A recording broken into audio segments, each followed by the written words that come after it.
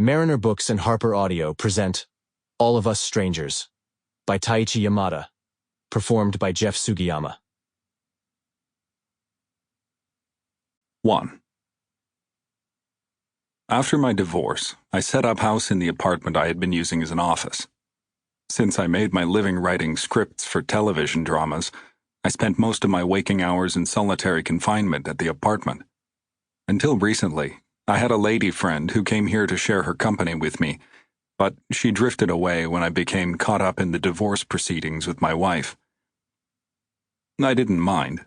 I had expended so much emotional energy on the divorce that I was perfectly happy to be free of human entanglements for a while, including those whose pleasures were of a purely physical nature. One night, about 3 weeks into my life of renewed bachelorhood, it hit me how quiet the building was. Too quiet, I thought. Not that the place was a secluded mountain retreat, quite the contrary. The 7-story apartment building faced directly out onto Tokyo's busy Route 8, which never saw a break in traffic no matter what time of day. When I first began living here full-time, in fact, the endless noise kept me awake at night. Large, long-haul trucks timing their trips for the midnight hours when traffic wasn't so heavy sped by one after the other, and the rumbling roar seemed to well forth from deep within the earth.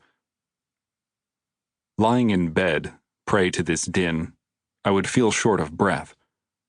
With a stoplight only 100 meters or so down the road, the noise periodically came to a halt, only to rend the silence at an even higher pitch a few moments later as the trucks ground into motion again.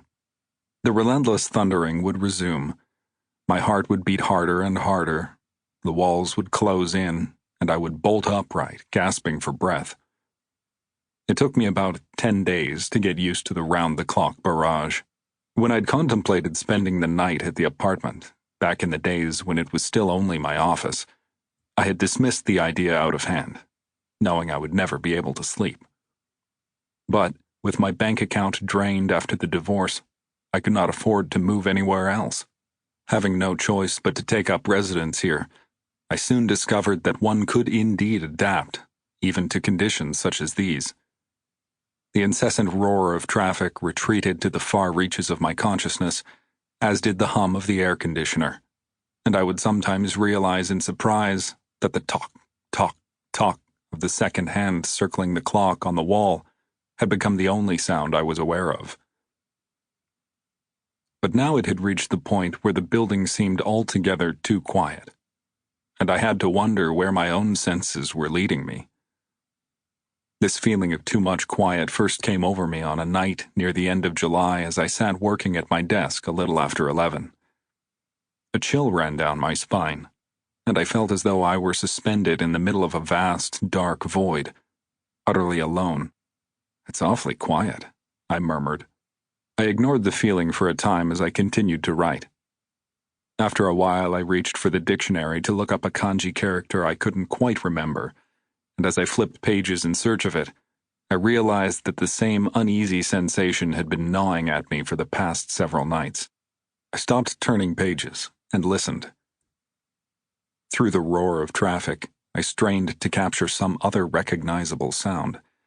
I could hear nothing. Had my divorce left me with unresolved anxieties of some kind? I wondered. Who in their right mind would think that a building overlooking a major traffic artery was too quiet?